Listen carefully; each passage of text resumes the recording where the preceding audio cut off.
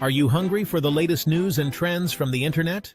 Welcome to What's Cooking on the Internet, your one-stop shop for discovering the hottest digital delights. Hit that subscribe button and let's get cooking. JD Vances UK trip. More than just pretty pictures. It stirred up free speech and security worries. When a high-ranking official takes a personal trip abroad, does it automatically turn into a political statement, drawing public attention and protests? It's a question that's been on a lot of minds since Vice President JD Vance's recent visit to the Cotswolds. What seemed like a private getaway quickly became a magnet for public outcry and diplomatic chatter. His stay in the beautiful English countryside, meant to be a family vacation, was anything but peaceful. It turned into a mix of online activism and real-life protests, causing a lot of local disruption and involving some serious political meetings.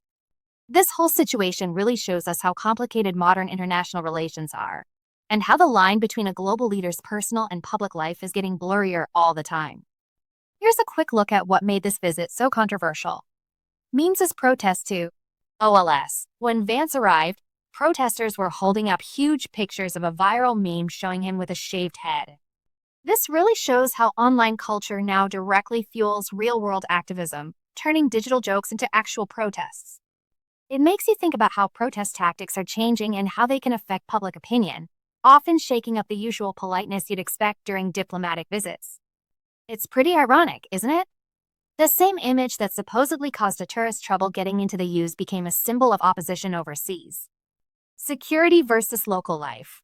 Vance's visit, complete with a motorcade and heavy security roadblocks, really limited access for people living in the tiny village of Dean. This brings up big questions about how to balance keeping high-ranking officials safe with not inconveniencing local communities too much. It makes you wonder about the real-world impact of all that security, and if powerful people's perceived right to security at times trumps ordinary folks' right to just go about their day. Free speech everywhere. It's pretty ironic, isn't it? Vance himself has openly criticized free speech in the UK, even once calling Britain the first Islamist nation with nuclear weapons yet.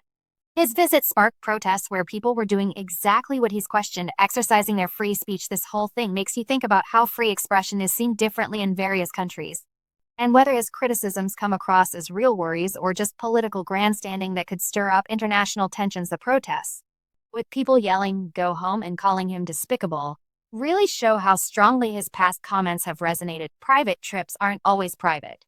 Even though it was billed as a family vacation, Vance still held important political meetings. He talked with British Foreign Secretary David Lammy and had private chats with Conservative lawmakers and UK leader Nigel Farage.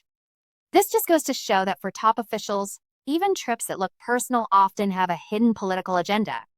It totally blurs the line between personal time and public duty, suggesting that every move a high-ranking official makes carries diplomatic weight and potential influence, especially when they're meeting people like Farage, whose party is ideologically aligned with the Trump administration. Global impact of polarization.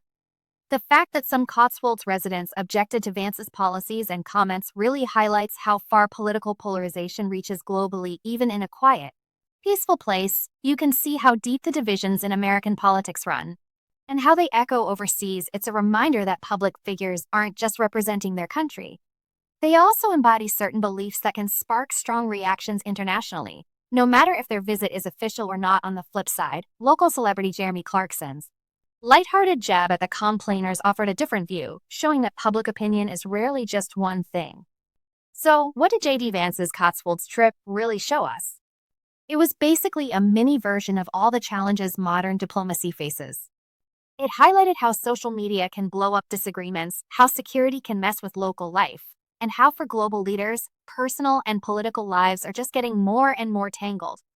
As we live in this super connected world, it makes you wonder, how can countries and their leaders build understanding and work together when even a private trip can ignite a huge public debate and protest?